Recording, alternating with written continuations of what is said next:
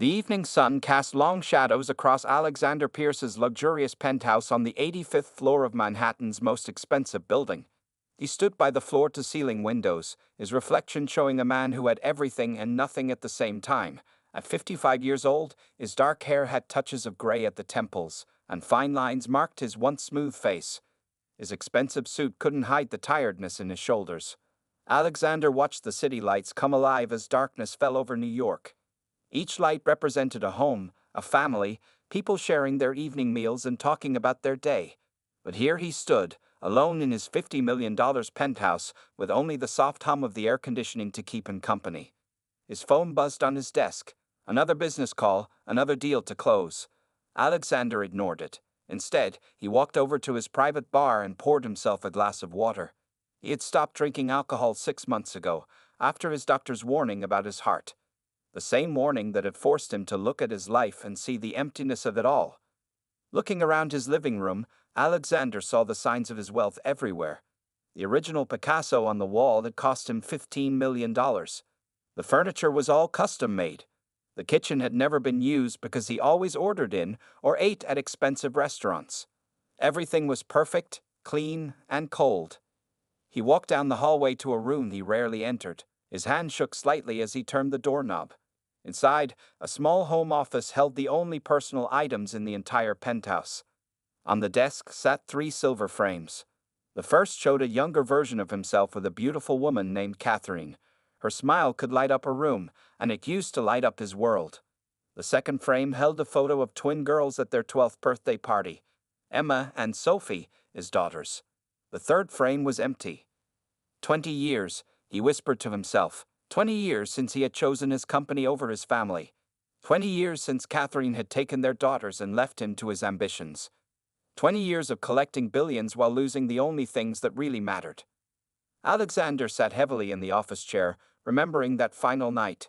Catherine had given him a choice: come to the twins' piano recital or stay for an important business meeting.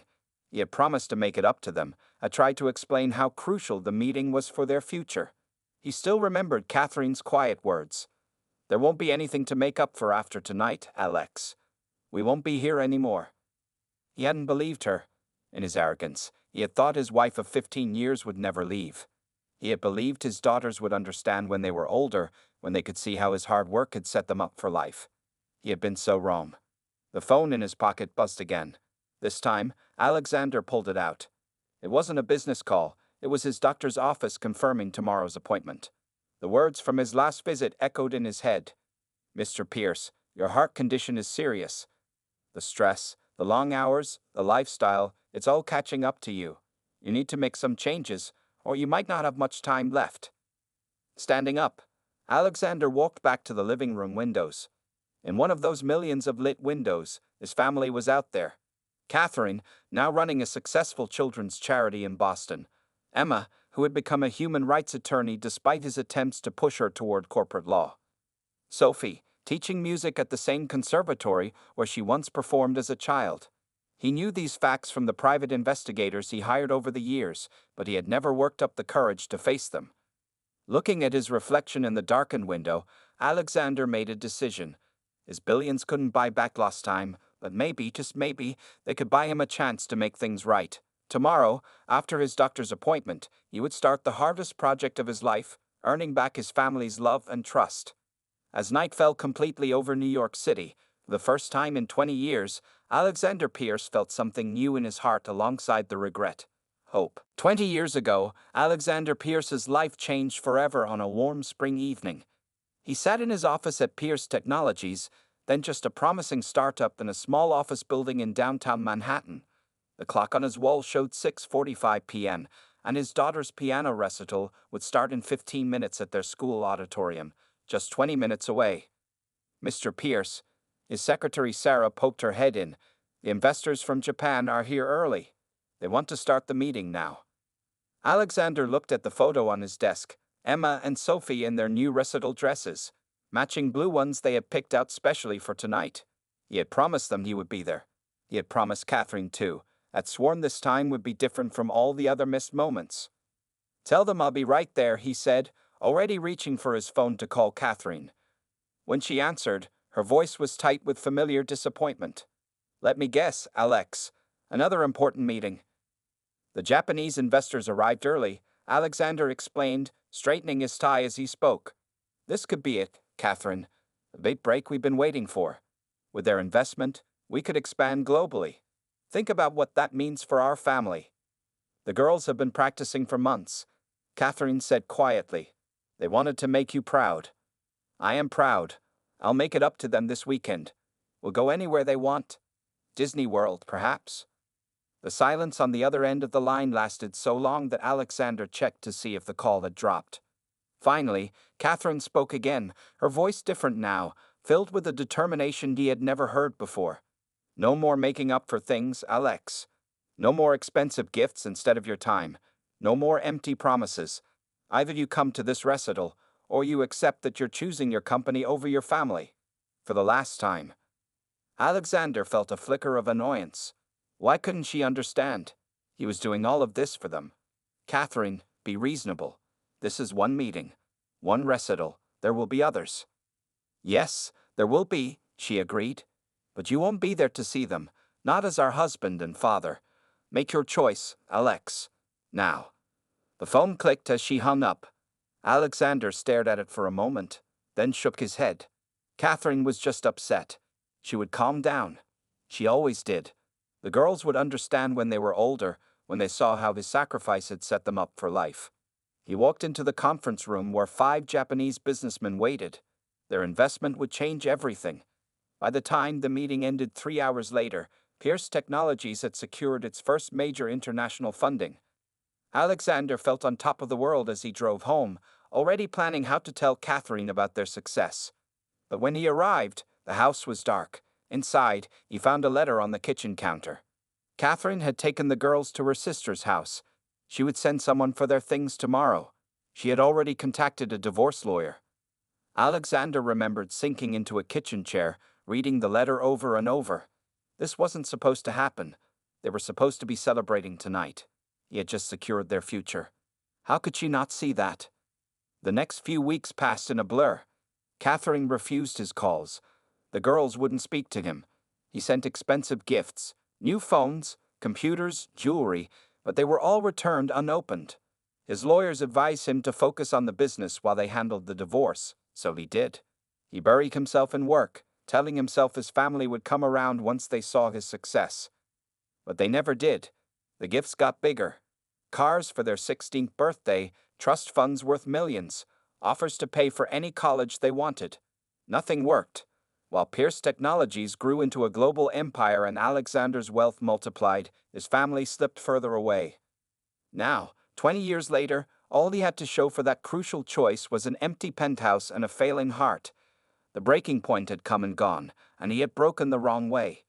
The Japanese investment had made him a billionaire, but the real cost had been far higher than he could have imagined that spring evening when he chose a conference room over a school auditorium. 3 days after his doctor's warning about his heart condition, Alexander Pierce sat in his office at Pierce Technologies headquarters, staring at the business card in his hands. James Cooper, private investigator, it read in simple black letters. The investigator sat across from him, waiting patiently while Alexander gathered his thoughts. I need to find my family, Alexander said finally, his voice rough with emotion. My ex-wife Catherine and our twin daughters, Emma and Sophie. I haven't seen them in 20 years. James Cooper nodded, opening his laptop. I'll need some basic information to start. Their full names, last known locations, any details you can provide. For the next hour, Alexander shared everything he knew. Catherine's full name was Catherine Marie Pierce, though she might have changed it back to her maiden name, Williams. The twins were Emma Grace and Sophie Ann Pierce, now 32 years old. His hands shook slightly as he handed over old photographs, memories captured in paper that he had kept locked away in his desk drawer. I'll start right away, James said, carefully placing the photos in a folder. But Mr. Pierce, I should warn you, sometimes people don't want to be found. Alexander nodded, writing a check for the investigator's services. Just find them. What they do with that information will be up to them. 2 weeks passed. Alexander checked his phone constantly, waiting for updates. He barely slept, spending nights looking through old family albums he hadn't opened in years. Each photo was a reminder of what he had thrown away: family vacations, birthday parties, quiet moments at home that he had taken for granted. Finally, James Cooper's report arrived in a thick envelope. Alexander closed his office door, took a deep breath, and began to read. Catherine had indeed kept her married name, surprising Alexander. She now lived in Boston's Back Bay neighborhood, in a beautiful brownstone house she had bought 10 years ago. After the divorce, she had gone back to school, earned a master's degree in nonprofit management, and now ran one of the city's most successful children's charities. The organization, Second Chances Foundation, helps single parents put their children through school. Emma, his firstborn twin by 7 minutes, had become exactly what she had always wanted to be: a fighter for justice. She worked as a human rights attorney in Boston, taking on cases for people who couldn't afford legal help. She had graduated from Boston University Law School, turning down acceptances from Harvard and Yale because she refused to use the trust fund he had set up for her education. Sophie taught music at the New England Conservatory, the same place where she and Emma had performed their last recital, the one he had missed. She led the youth orchestra program, helping young musicians develop their talents. Like her sister, she had never touched her trust fund. The investigator had included recent photographs. Alexander's hands trembled as he looked at them. Catherine's dark hair had subtle streaks of gray now, but her smile was just as bright as he remembered. Emma wore suits to court that reminded him of Catherine's professional style, while Sophie had her father's dark eyes and serious expression. One photo in particular caught his attention. It showed all three women at a charity gala 6 months ago, laughing together at what seemed to be a private joke. They looked happy, successful, and most importantly, close. They had built a beautiful life without him.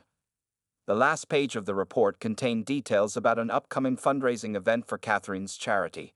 In 3 weeks, the Second Chances Foundation would host its annual gala at the Boston Park Plaza Hotel. All three women would be there. Alexander leaned back in his chair, the invitation details burning in his mind. He had imagined finding his family would bring him peace. Instead, seeing their successful lives built specifically to exclude his money and influence, filled him with even more regret. They had chosen paths that helped others, that made the world better. Meanwhile, he had spent 20 years adding zeros to his bank account, thinking that would somehow make up for his absence. Looking at the charity gala invitation one more time, Alexander made a decision. He would attend, not as a billionaire trying to buy forgiveness, but as a man hoping for a second chance he knew he didn't deserve. The Boston Park Plaza Hotel's grand ballroom sparkled with elegant decorations on the night of the Second Chances Foundation Gala. Alexander Pierce stood in the corner, his heart beating faster than usual despite his new medication. He had made an anonymous donation of $5 million to the foundation 2 weeks ago, enough to secure an invitation without raising suspicion. He watched as guests in expensive evening wear moved around the room, champagne glasses in hand. His dark suit helped him blend in with the crowd, though he had deliberately chosen something less expensive than his usual tailored pieces. Tonight wasn't about showing off his wealth. At exactly 8 o'clock, the room's attention turned to the stage. Alexander's breath caught in his throat as Catherine stepped up to the microphone. She wore an elegant blue dress that brought out her eyes, her silver-streaked hair styled simply but beautifully. Even after 20 years, she commanded attention effortlessly. "Welcome to the Second Chances Foundation's annual gala," Catherine began, her voice warm and confident. "Tonight, we celebrate second chances. For single parents working to give their children better lives, for children dreaming of education their families couldn't otherwise afford, and for communities coming together to support each other." Alexander barely heard the rest of her speech. His eyes had found Emma and Sophie standing near the stage. Emma wore a black cocktail dress, her posture showing the confidence of a successful attorney. Sophie had chosen a green gown that reminded him of one Catherine used to wear. Both women looked so much like their mother that it made his chest ache. After the speech, Alexander watched his family from a distance. He saw how people gravitated toward them, how Catherine's laugh could still light up a room, how the twins had inherited their mother's natural charm. They moved through the crowd together, clearly comfortable in this world of charity and purpose they had built. Then it happened. Catherine turned slightly, scanning the room, and her eyes met his. Alexander saw the exact moment she recognized him. Her smile froze, her hand tightened on her champagne glass. She didn't look away. Emma noticed her mother's sudden tension and followed her gaze. Her face showed confusion, then shock, then something harder to read. She touched Sophie's arm, whispering something. Sophie turned, saw him, and immediately paled. Alexander took a step forward, not sure what he would say but knowing he had to say something. But before he could move further, both twins turned and walked quickly toward a side door, leaving Catherine standing alone, still staring at him. He watched as several guests approached Catherine, pulling her attention away. She smiled and chatted with them, ever the perfect host, but he could see the tension in her shoulders. She kept glancing in his direction between conversations, her expression unreadable. Finally, after what felt like hours but was probably only 20 minutes, Catherine excused herself from her current conversation and walked directly toward him.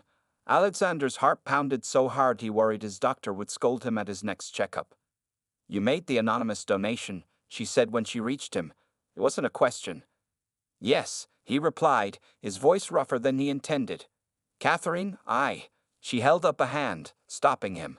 "Why are you here, Alex?" The use of his old nickname hit him hard. "I had a health scare," he said honestly. "It made me realize some things. Many things, actually." Catherine's expression softened slightly, but her voice remained firm. "The girls left. They're not ready to see you." "Are you?" he asked quietly. She was silent for a long moment, studying his face. "You look older," she finally said. "So do you," he replied. "It suits you." A ghost of a smile touched her lips, then vanished. "You can't buy your way back into our lives, Alex. Not with anonymous donations or anything else." "I know," he said. I needed to see you all, to say I'm sorry. To try to make things right, if you'll let me." Catherine looked at him for another long moment, then glanced toward the door their daughters had disappeared through. 20 years is a long time, Alex, a very long time. She paused, then added softly, "But second chances is literally my life's work now. It would be hypocritical of me not to at least listen. Come to my office next week. Tuesday, 2 p.m., we'll talk." Before he could respond, she turned and walked away, leaving Alexander standing alone with something he hadn't felt in 20 years, a small glimmer of hope. The meeting with Catherine in her office had been brief but life-changing. She had listened quietly as Alexander stumbled through an apology, then said something that stuck with him. "Words are easy, Alex. You've always been good with those, but our daughters need more than words now." A week later, Alexander sat at his desk in his penthouse, crumpled papers scattered around him. He had been trying to write these letters for days. His laptop sat unused. Catherine had specifically said handwritten letters would mean more. "Show them you're willing to take time," she had advised. "Show them you're willing to make mistakes you can't just delete." On his desk lay 3 expensive fountain pens, but Alexander had chosen a simple ballpoint pen instead. Fancy pens and expensive paper wouldn't make his words more sincere. He looked down at his latest attempt, his hand slightly shaking as he wrote. "Dear Emma and Sophie, I've started this letter 100 times, and every beginning feels wrong. How do you start a letter to daughters you haven't seen in 20 years? To young women who have grown up without their father because of his own foolish choices? I could tell you about my recent heart problems, about how facing my mortality made me realize what really matters in life. But that would be making excuses. The truth is, I should have realized what mattered 20 years ago, when your mother gave me a choice, and I chose wrong. I followed your lives from a distance. Emma, I've read every article about your human rights cases.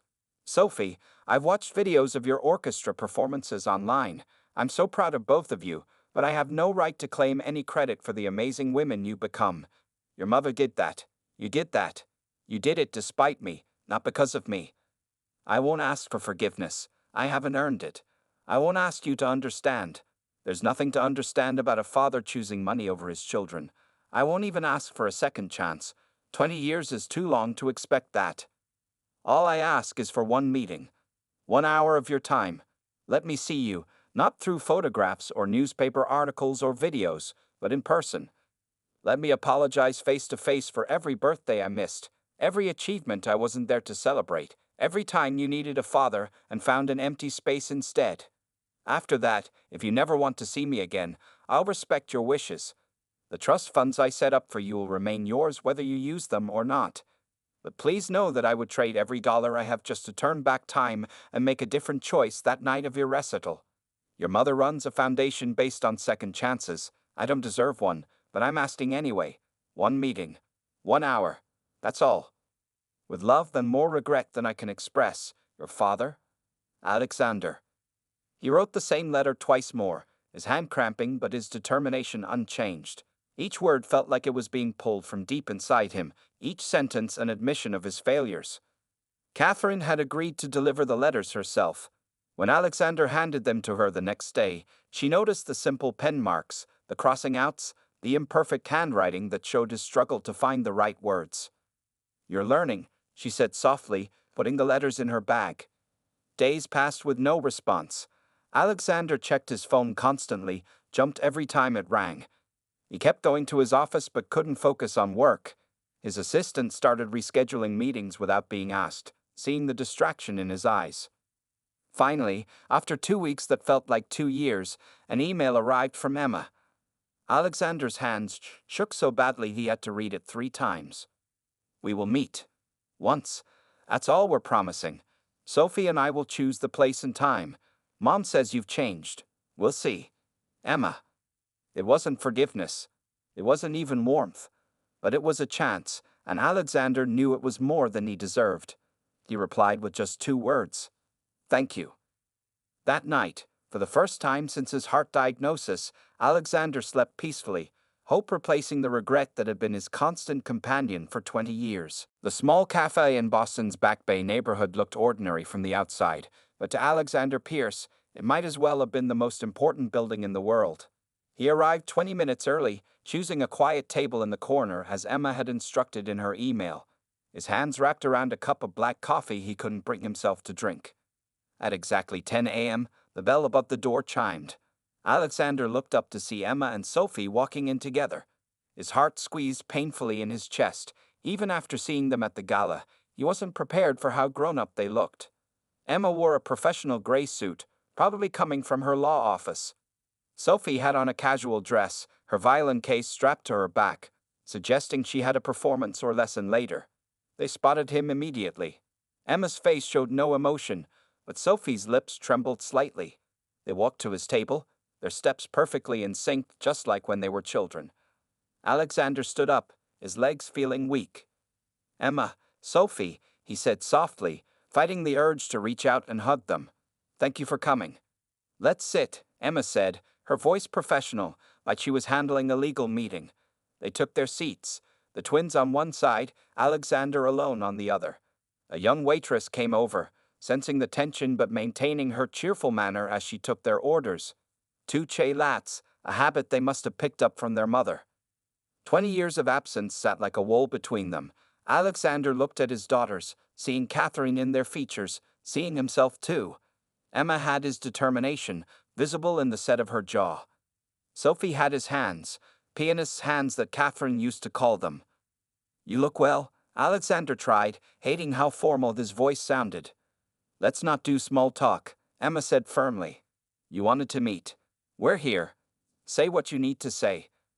Alexander nodded, taking a deep breath. "I know I'm sorry isn't enough. Nothing I can say is enough, but I want you to know that leaving you was the biggest mistake of my life." "Mistake?" Sophie spoke for the first time, her voice shaking.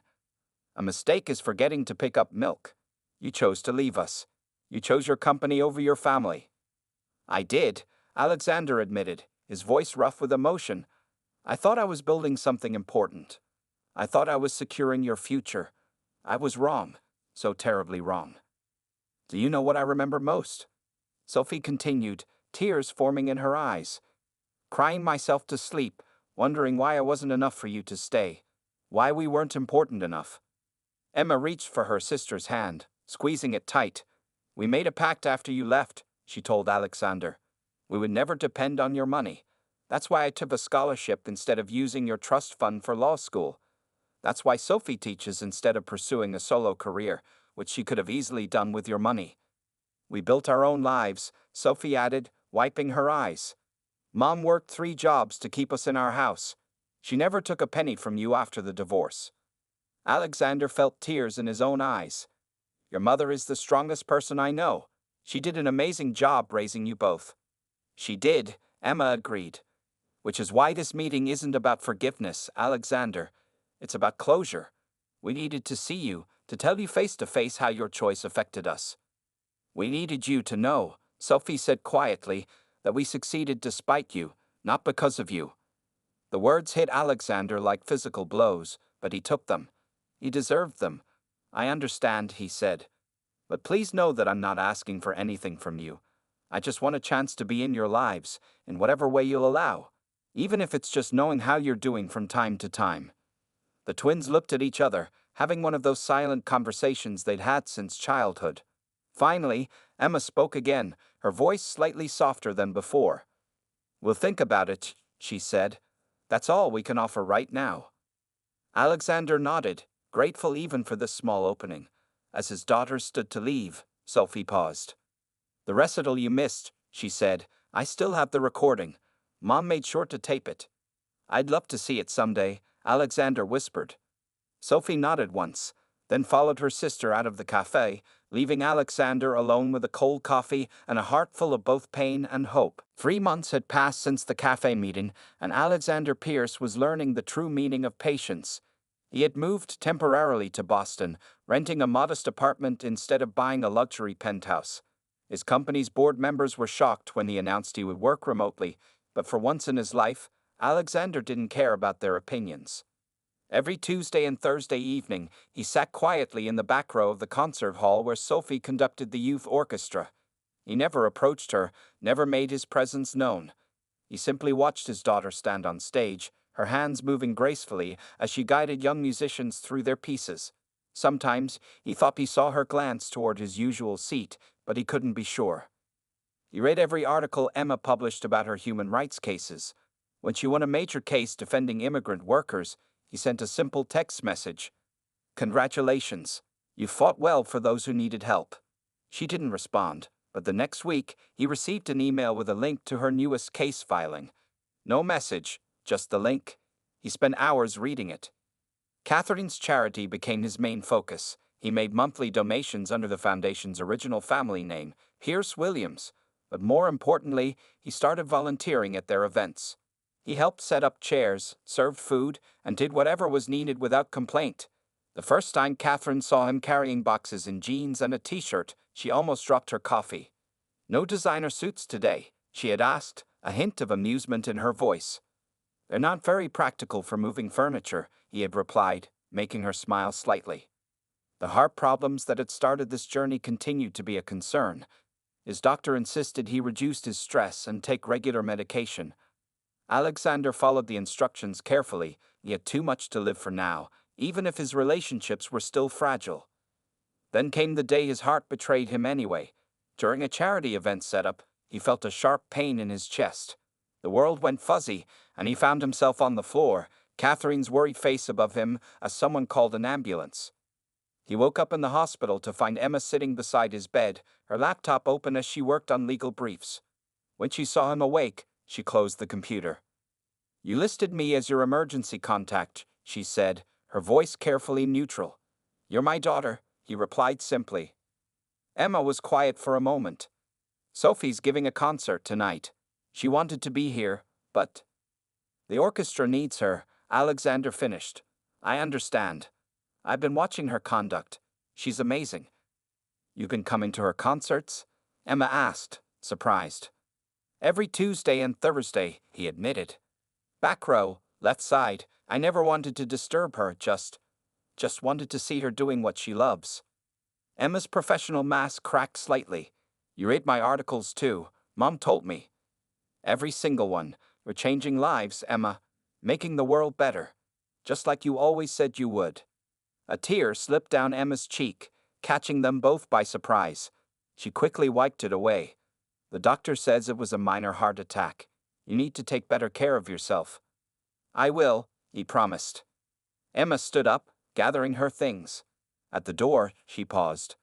Sophie and I are having dinner at Mom's house on Sunday. She makes pasta now, Learned from an Italian cooking class. She took a deep breath. If your doctor says it's okay, maybe you could come. Alexander felt his heart, the same one that had just betrayed him, fill with joy. I'd like that very much. After Emma left, Alexander looked out the hospital window at the Boston skyline. The road ahead was still long, but for the first time, he could see where it might lead. His heart might be weak, but it was finally full of what mattered most: hope, love, and the possibility of family. 1 year had passed since Alexander's heart attack, and his penthouse in Manhattan looked very different now. The cold, perfect furniture had been replaced with comfortable pieces chosen by Sophie, who surprisingly had a talent for interior design. Family photos, both old and new, covered the walls that once held expensive artwork. Tonight was special. Alexander moved around his kitchen, following Catherine's instructions for making her famous pasta sauce. She stood nearby, supervising with an amused smile. "You're stirring it too fast," she said, reaching over to slow his hand. "It's sauce, not a business deal. It needs patience."